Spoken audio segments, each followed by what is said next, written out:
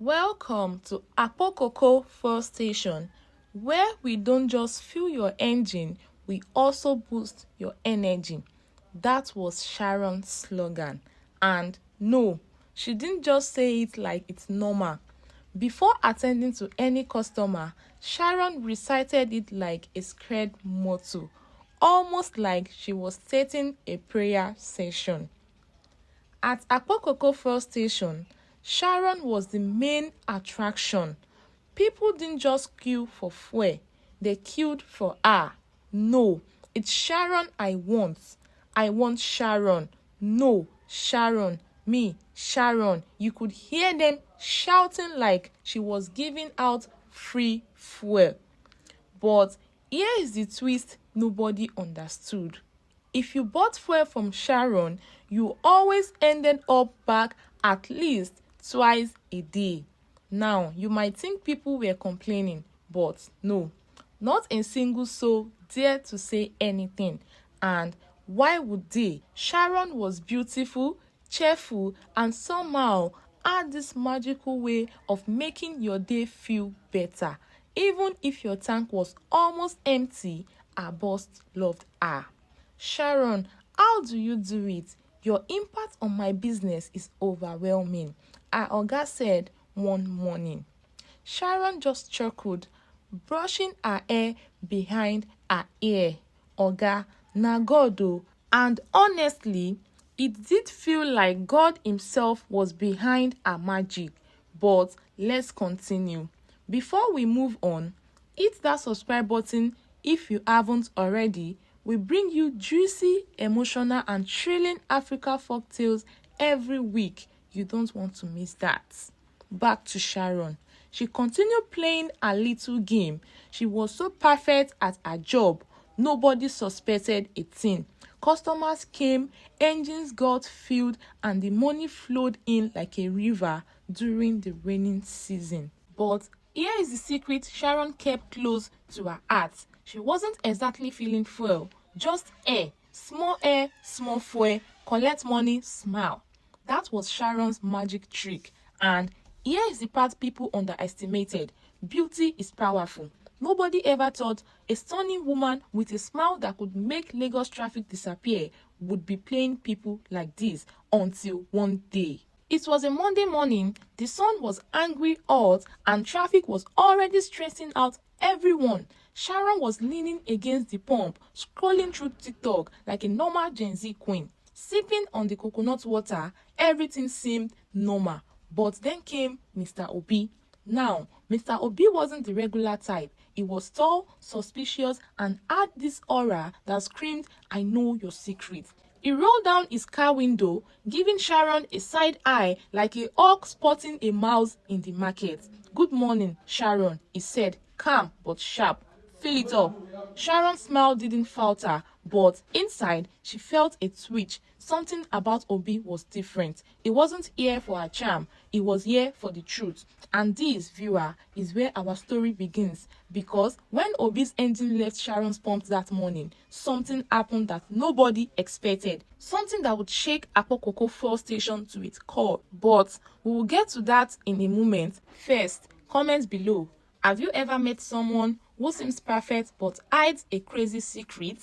I'm talking like Sharon level secrets. Drop your story while we continue. Sharon was busy attending to a customer, moving with that effortless energy that made everyone pause and watch. Her hands danced across the pump and the screen entering numbers faster than the speed of Lagos traffic on a Friday afternoon. It wasn't just the speed, it was the rhythm, the precision, the little way the pump seems to almost obey her commands. Across from her, sitting quietly on a plastic chair with a bag on her lap, was a woman who had been watching since morning. At first, she thought she was imagining things. Nah, maybe she's just too good, she muttered under her breath. But as the morning wore on and Sharon continued her performance, smiling at customer, cracking jokes, even pretending to struggle with the pump just to make someone laugh, the woman realized this was no ordinary fuel attendant. Sharon's movements were so smooth, so practiced. It was like watching a magician perform a trick. She would done 1,000 times. The pump would move, stop, and then the screen would blink. And before anyone could even blink twice, the amount would read accurately. No mistakes, no interruption. No hint that something was off. And while she chatted with customers, laughing at their jokes, teasing them about Lagos traffic, even giving playful advice about fuel efficiency, Sharon kept the magic going. The woman started taking mental notes at first. She watched how Sharon entered numbers, how she swiped cards, how she handled cash, and even how she waved away small questions. She came back the next day, then the day after that. Each time, she watched closely, more closely, scribbling invisible lines of observations in her head. She couldn't quite figure out what exactly Sharon was doing, but she knew it was unusual, so precise, so smooth. And yet, the question kept gnawing at her. How could she ever bring it to light?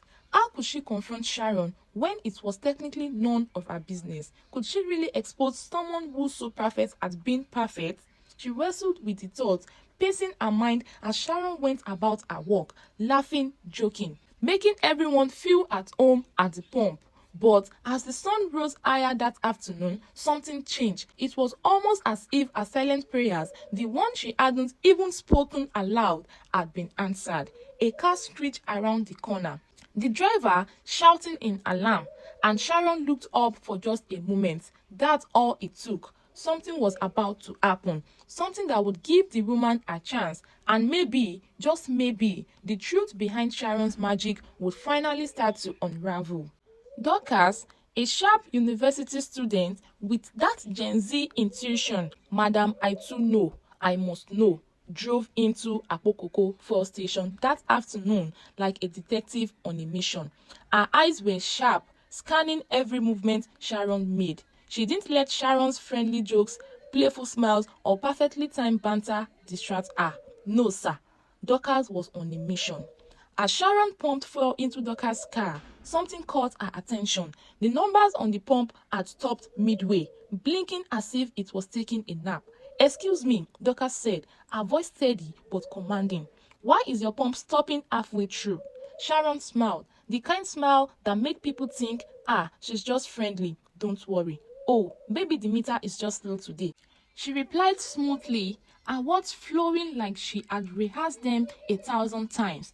But Dorcas wasn't having it. She raised her voice, attracting curious glances from other customers. "Ma'am, I need an explanation. This isn't right," Dorcas insisted. Her tone had this mix of authority and frustration that made people stop and stare.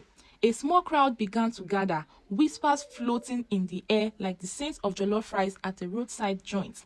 But surprisingly, the crowd sided with Sharon. One older man shook his head at Dorcas. "Look at you. Just because life is easy on your side, you think you can come here and speak anyhow.